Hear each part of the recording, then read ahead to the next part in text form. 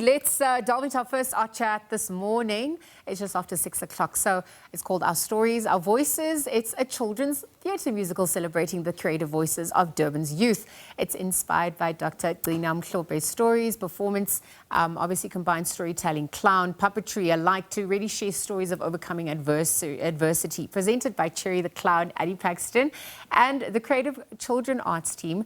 The show features a talented cast, and obviously the production is a culmination of, let's just see here, a culmination of the storytelling workshops which aimed to empower vulnerable, at-risk children to help express themselves through the arts. So for more on this, we're actually going to be joined by comedy and puppetry trainer Paxton. Good morning on that note. Thank you for joining us at this hour. Congrats. Good morning. Thank you. Let's get into the inspiration behind the creation of Our Stories, Our Voices, how it's used to empower at-risk children and youth at large. Well, what we're doing is we work with at-risk youth children in care centres and various underprivileged places around Durban. And we've been doing that for the last 5 years through the Creative Children Arts team. It's a non-profit I'm part of. And what we are aiming to do always is to use creative arts to help those children to develop their confidence, develop some communication skills, socialization, all those wonderful things that you do when you work creatively. Yeah, I think let's get a little bit more into that, because the combining storytelling with clown, with puppetry, tell us a little bit more about the use of that, how that obviously also comes across.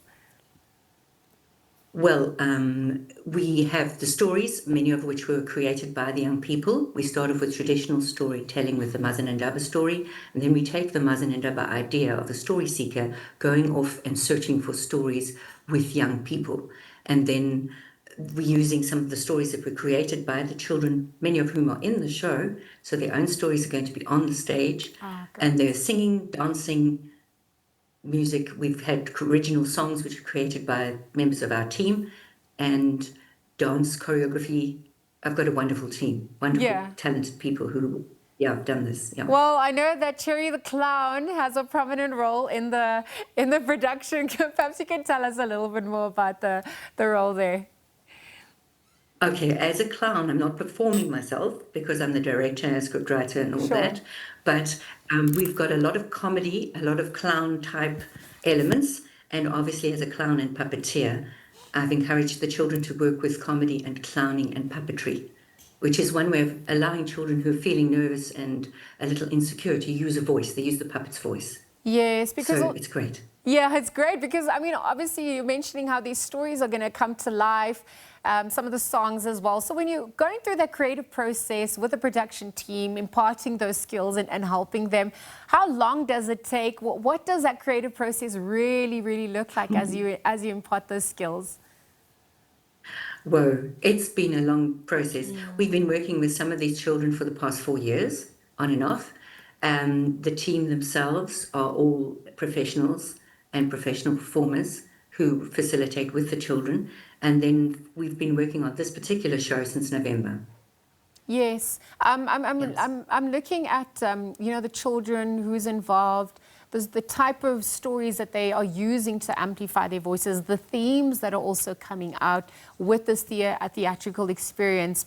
Perhaps you can tell us a little bit more how you've also been inspired by this endeavor. Well, I'm really inspired by how amazingly talented some of those young people are. We've really found children who were too scared to even stand up and speak normally are out there projecting their voices. That's been the real challenge, to get them to really open up and use their voices. And they're loving working with the team, working with a wonderful storyteller, Qhwanelentombi. She's fabulous, Mkhize. And the rest of the team, the choreographers, everyone, they really are inspiring. And the kids are really, really enjoying the process. And that is what is inspiring. Yes, that process, the purpose, even just being supported by your creative team. I wonder if we can look at how audiences can continue to support the Creative Children Arts team's mission at large, the impact, if you're also looking at quantifying it, what does it look like? Well, we're hoping that people come at 3 o'clock today to the Stable Theatre. It's only 50 Rand or 20 Rand if you're a pensioner or a student.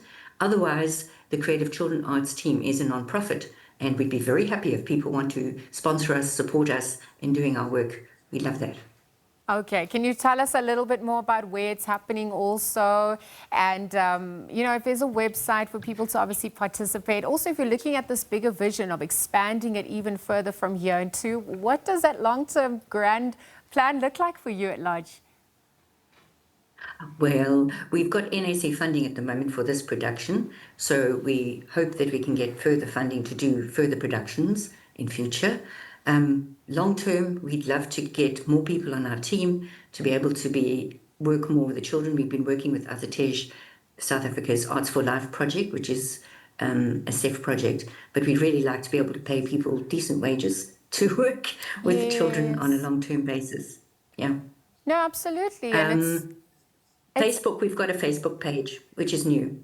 Okay, perfect. All right, no, absolutely. To your point about the support as well. I'm just looking at the costumes and here's some of the images behind that creative process also coming through. Can you tell us a little bit more about the story? I mean, theatre is obviously not just about the performance. There's the other elements behind the scenes as well. Tell us a little bit more about that creative process that went into being. Well, we have 3 people in the team who've been songwriting.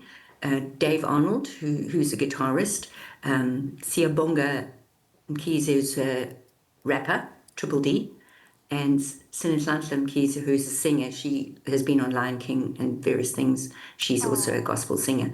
So those people have been the songwriters, and it's been a wonderful experience working with them, creating original songs for the production. So that's part of the fun as well. Okay, yeah. Wow. And then the choreographers. Yes. We've got Vusi Makanya, who's from KMSDT, which is Kwamashu School of Dance Theatre, and Jabu Sapika, who's from Flatfoot Dance Company. So real good professional people. Okay, great. Well, it looks like the future's in good hands. That baton being handed over. Good luck with your production as it obviously gets underway. Comedy puppetry trainer Addie Paxton this morning chatting all things Our Stories, Our Voices at showcasing at 3 p.m. today.